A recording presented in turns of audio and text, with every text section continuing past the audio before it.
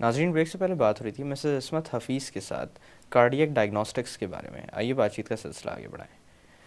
عصمت صاحبہ، جیسے کہ بات ہو رہی تھی، آپ نے بتایا تھا کہ ایکو کارڈیوگرام ایک بہت امپورٹنٹ ٹیسٹ ہے جس کو اکثر یوز کیا جاتا ہے یہ دیکھنے کے لیے کہ اندر جو دل کے اندر جو ویلوز ہیں وہ صحیح طور پر کام کر رہے ہیں یا نہیں، اور ان شریانوں کو بھی مانیٹر کرنے کے لیے جو کہ دل کو خون پہنچاتی ہیں، دل کے پٹھوں کو.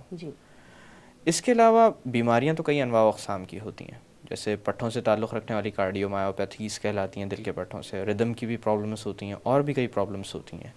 ان کے اندر بھی ایکو کی کوئی اہمیت ہے؟ جی ہاں، بہت وائٹل اس کی اہمیت ہے، اور وہ اس طرح ہے کہ جو آرٹریز بلاکڈ ہو جاتی ہیں پھر ہارٹ کی جو والز ہوتی ہیں نا وہ اس طرح موو نہیں کرتی جس طرح انہیں کرنا چاہیے. تو ایکو کارڈیوگرام میں اگر آپ دیکھ رہے ہیں کہ کوئی سائیڈ آف ہارٹ کی کوئی سائیڈ جو ہے یا سیگمنٹ، کوئی ایک سیگمنٹ بھی، صرف ایک حصہ بھی اگر صحیح طرح سے موو نہیں کر رہا ہے تو وہ انف انڈیکیشن ہوتا ہے ایک ڈاکٹر کے لیے جو اس کو ریڈ کر رہا ہے کہ یہ آرٹری بلاک ہے. جو آرٹری اس سائیڈ آف دا وال، یعنی ہارٹ کے اس حصے کو جو آرٹری بلڈ سپلائی کر رہی ہے، اگر وہ بلاکڈ ہے تو ہارٹ کا وہ حصہ اس طرح سے موو نہیں کرے گا. تو جب وہ ڈاکٹر وہ دیکھ لیتا ہے تو اس کو لگتا ہے کہ ہاں یہ وال ہارٹ کی صحیح موو نہیں کر رہی ہے، اس کا مطلب ہے یہ آرٹری بلاکڈ ہے.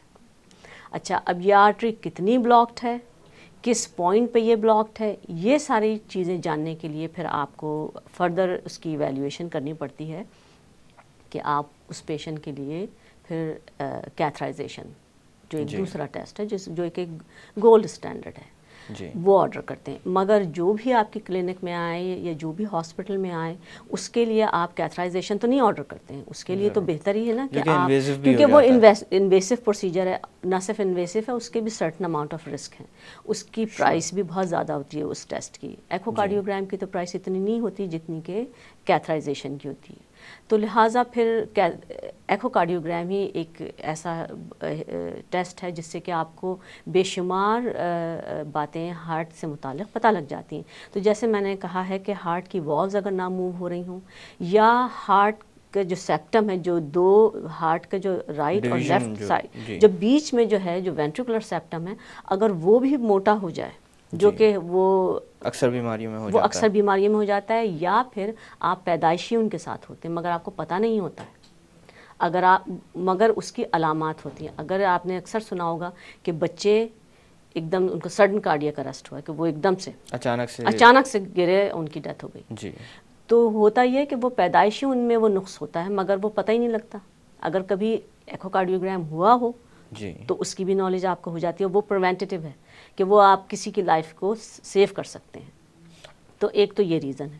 اس کے علاوہ دوسری اور بیماریاں ایسی ہوتی ہیں جن کی وجہ سے آپ کا ہارٹ کا جو فنکشن ہے وہ ختم ہو جاتا ہے یا ریڈیوس ہو جاتا ہے، کم ہو جاتا ہے. ان میں سے ایک جو سب سے زیادہ جو ہے وہ کینسر ہے.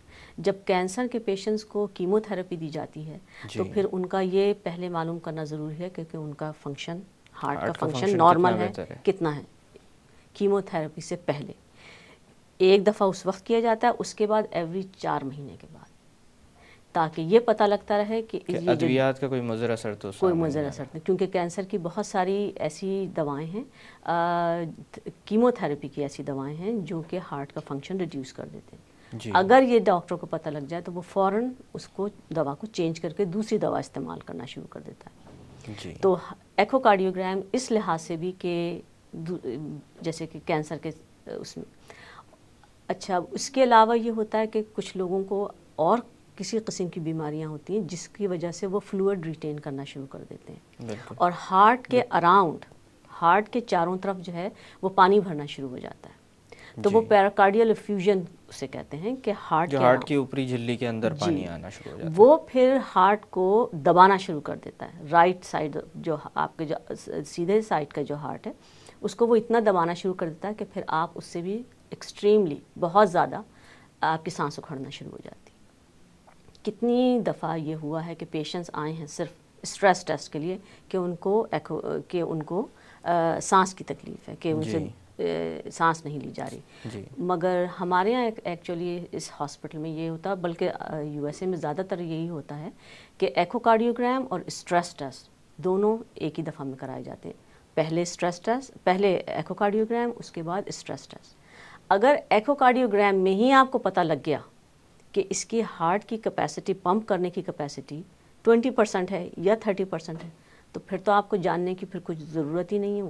آپ اس شخص کو تو اس ٹیسٹ کے لیے کبھی نہیں بھیجیں گے. وہ میں پہلے ہی کہہ دیتی ہوں کہ نہیں، یہ شخص تو ٹریڈ مل پہ واک ہی نہیں کر سکتا، یہ تو آلریڈی اس کو یہ پرابلم ہے. یا پھر اتنا پانی بھرا ہوا ہے اور اس کی وجہ سے ہارٹ جو ہے وہ صحیح طریقے سے جو ہے وہ پمپ نہیں کر پا رہا ہے، یا اس کا فنکشن ریڈیوس ہو گیا ہے، یا پریشر اتنا بڑھ گیا ہے، اس شخص کو آپ کیسے ہارٹ اسٹریس ٹیسٹ کے لیے بھیجیں گے؟ بالکل. اچھا، جیسے آپ نے اسٹریس ٹیسٹ کا تذکرہ کیا، اسٹریس ایکو بھی کروایا جاتا ہے. جی، اس کے بارے میں کچھ بتائیے کہ ایک عام ایکو میں اور ایک اسٹریس ایکو میں کیا فرق ہوتا ہے؟ اچھا، ایکو کارڈیوگرام میں نہ صرف آپ کی چیمبرز، آپ کی جتنے بھی ہارٹ کے جو حصے ہیں، چاروں حصے، وہ پورے میجر کیے جاتے ہیں کہ ان کی کیا نارمل ان کی میجرمنٹس کیا ہے. جی. پھر آپ کا جو ایورٹک جو روٹ ہے وہ بھی آپ کی میجر کی جاتی ہے. پھر کلر فلو ڈاپلر، جیسے میں نے پہلے بتایا، اس سے آپ کی فلو دیکھا جا سکتا ہے. پھر آپ کی ویلو کی اوور آل کہ well being of the heart value, وہ بھی آپ کی ساری دیکھی جاتی ہے کہ یہ نارمل کھل رہے ہیں، بند ہو رہے ہیں، ساری چیزیں نارمل ہیں. جی. لیکن یہ پورا ایکو کارڈیوگرام ہے. اسٹریس ایکو جو ہے وہ آپ کی ہم لوگ کوئی چیز میجر نہیں کرتے ہیں، صرف یہ دیکھتے ہیں، وہ بیسکلی اسکریننگ کر رہے ہوتے ہیں پہلے کہ یہ شخص اسٹریس ٹیسٹ کے لیے ٹریڈ مل پہ جانے کے لیے بھی یہ صحیح ہے کہ نہیں ہے. جی. پہلے تو وہ اسکرین کر لیتے ہیں. اس کے بعد ہم 5 امیجز لیتے ہیں ہارٹ کی، 5 بیسٹ امیجز لیتے ہیں. یہ ریسٹنگ امیجز ہیں. جی. تو ہم 2 سیٹس لیتے ہیں ہارٹ کی امیجز کے، ایک ریسٹنگ اور ایک اسٹریسڈ.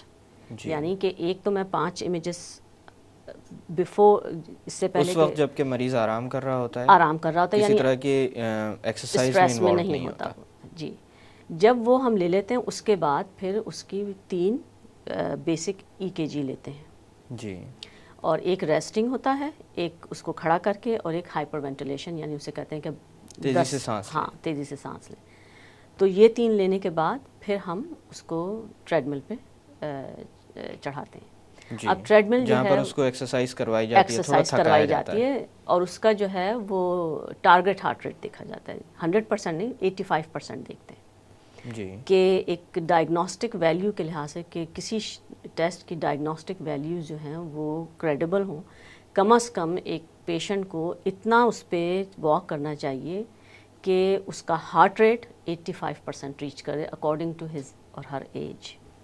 اور وہ بڑا سمپل سا فارمولا ہوتا ہے، 220 جو ہے وہ کانسٹنٹ ہے، اس میں سے آپ پیشنٹ کی ایج مائنس کر دیں، اور جو وہ آتا ہے وہ 100% اس ایج کے لیے ہے. اس میں سے 85% جو ہے 85% تک آپ لے جاتے ہیں، آپ لے کے جاتے ہیں. اگر 85% سے وہ نیچے ہے جی تو اس کا مطلب ہے کہ وہ صحیح انفارمیشن نہیں ہے، کیونکہ آپ کا ہارٹ اتنا اس نے ہارٹ ریٹ آپ کا بڑھا ہی نہیں ہے. جی. جب آپ کا ہارٹ ریٹ 85% یا زیادہ کے لیول پہ پہنچ جائے، یہ ڈسکریشن ہے ڈاکٹر کا، اگر وہ چاہتا ہے کہ مریض اور اس سے زیادہ بھی جائے، اور کچھ مریض اتنے فٹ ہوتے ہیں کہ انہیں 85% ریچ کرنے میں کوئی مسئلہ ہی نہیں ہوتا، وہ تو 10-15 منٹ اتنے بروس پروٹوکال سے وہ ایکسرسائز کر لیتے ہیں. جب ہارٹ ریٹ اسٹریس ایکو کے لیے جب اس لیول پہ پہنچ جائے تو ہم اس کو ایبرپٹلی اس کو اسٹاپ کر دیتے ہیں ٹریڈ مل کو، اور پیشنٹ کو اس پر سے اتار کے اور فوراً ہی ودن 60 سیکنڈس اس کی امیجز لے لیتے ہیں کہ ہارٹ ریٹ ڈراپ نہ ہونے پائے. اچھا. ہارٹ میں جو کچھ بھی ایبنارمیلٹی نظر آئے گی وہ اس وقت جب آپ کا ہارٹ ریٹ بہت زیادہ ہوگا. یہ انجائنا وغیرہ میں زیادہ تر.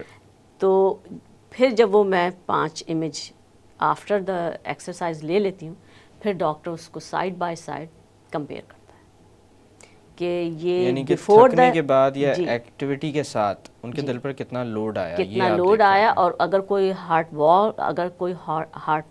وال جو ہے وہ صحیح موو نہیں ہو رہی ہے، جی وہ وہی ٹائم ہوگا جب وہ اسٹریس میں ہے یہ چیز ہارٹ. سامنے آئے گی. ہاں، جب میں اس کی اسٹریسڈ امیجز لوں گی تو وہ پتہ لگ جائے گا اس میں. ویسے اس وقت تھوڑی دیر کے لیے باتوں کا سلسلہ روکتے ہیں. جی ناظرین، وقت ہوا ایک چھوٹی سی کمرشل بریک کا. بریک سے واپس آ کر کارڈیک ڈائگنوسٹکس کے بارے میں مزید بات کی جائے گی. Don't go any where.